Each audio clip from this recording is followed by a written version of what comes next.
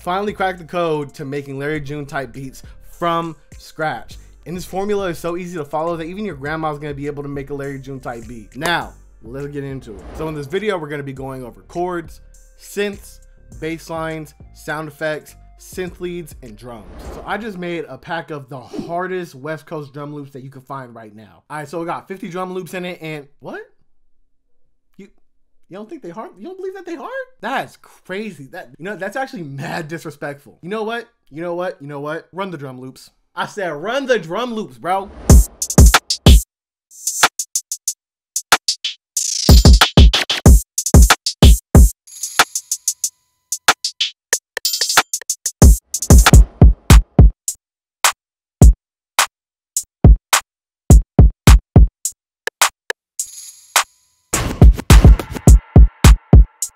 Alright, so the kit got 50 drum loops in it, and it comes with the stems to all of the drum loops, and every single loop is made to slap. So all you gotta do is just drag and drop and you're done.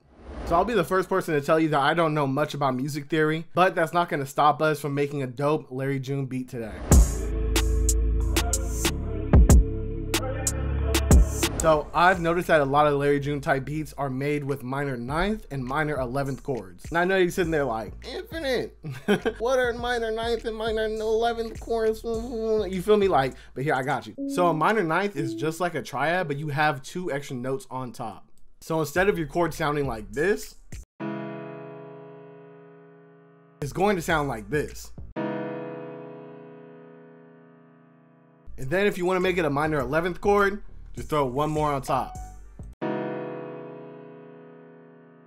So now we have the first chord for our progression. So the question now is, what are we gonna do after that? Now, normally what I would recommend is to take that chord and move it on different places of the scale to see what sounds good to you. But if you want an easy cheat code, you can pitch it up 5 semitones or you can pitch it down 5 semitones. And that will usually work. Keyword, usually.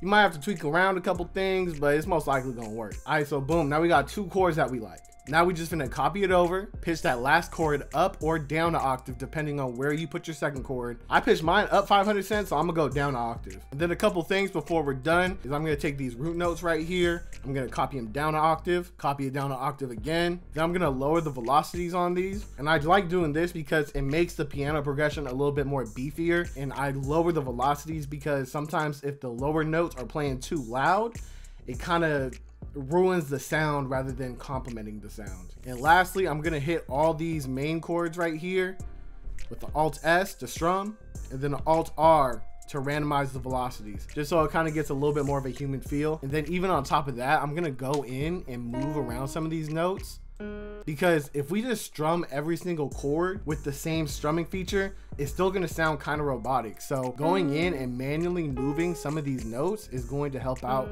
with getting that human feature a lot.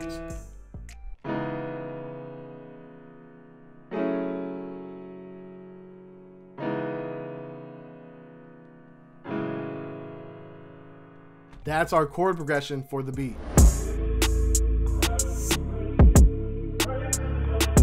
Now for synths, these 4 companies are going to be your best friends: UHE, Arturia, Korg, and Roland. And the reason why is because they're all good for analog synth emulation. They all make their synths sound, it sounds like an ad.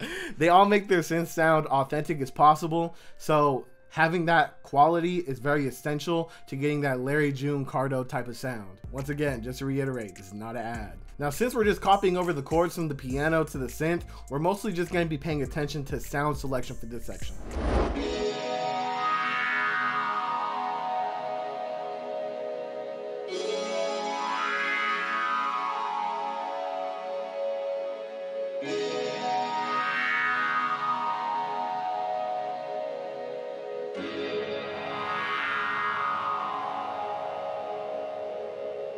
Now for sound selection, there isn't really a method that I can tell you guys that will always work 100% of the time.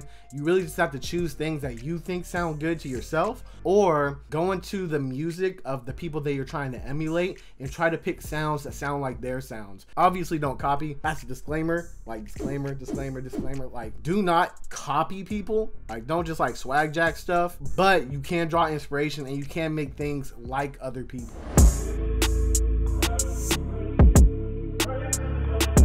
Now making West Coast bass lines can be tricky because I would always approach them like how I would for making 808s, kind of like this right here.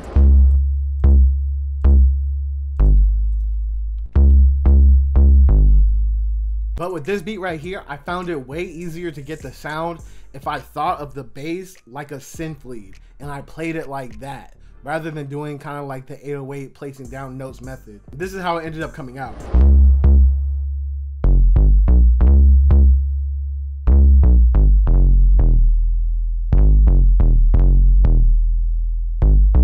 So if you don't know how to play anything on the keyboard, here's something that I would recommend to you. Transpose your whole melody to A minor or D sharp minor. Here's why. A minor and D sharp minor are the easiest scales to play in if you don't know how to play the piano. And that's because A minor is literally just all the white keys, and D sharp minor is E, B, and all the black keys. So you can really just go on the keyboard and just play all of like the black keys and stuff like that, and it'll just sound really, really good. It will always work for you. Now, speaking of that trick, here's how I used it to make this cool synth roll effect.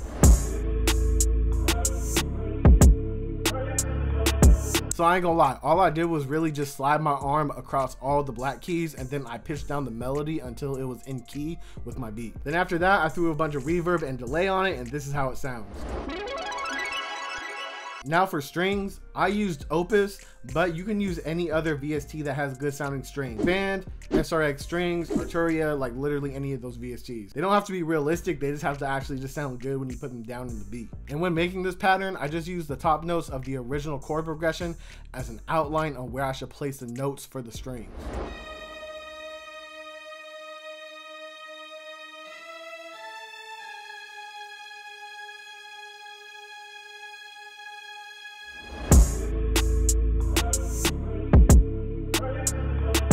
Now for the synth lead melody, I did this cool little trick where you don't actually play the synth lead melody on the one. You wait a couple seconds and then you start playing it. And I like doing this just because it's really refreshing and it sounds different than the other synth lead melodies that you hear a lot of the time.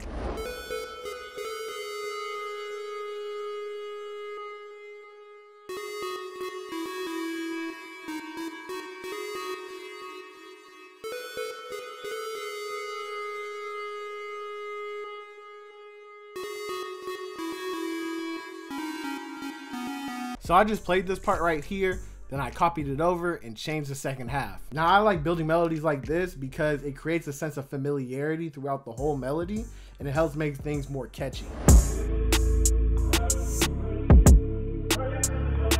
Now for the drums, it would be good to stick with sound from the TR-808 because that's what they were using back in the day. And since we're trying to capture that sound, it's good to use things that they were using at that time. But with that being said, feel free to spice it up, you know what I mean? Maybe use some different sounds, maybe use some crazy stuff that nobody ever really heard of before, you know what I mean?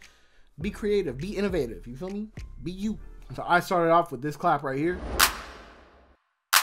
Then I moved on to a two-step hi-hat pattern with some rolls where I saw fit.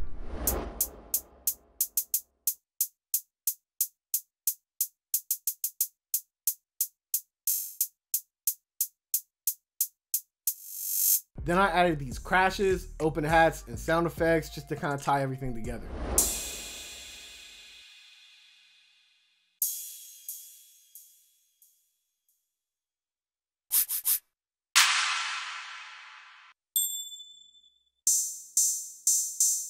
And without further ado, here's the final beat.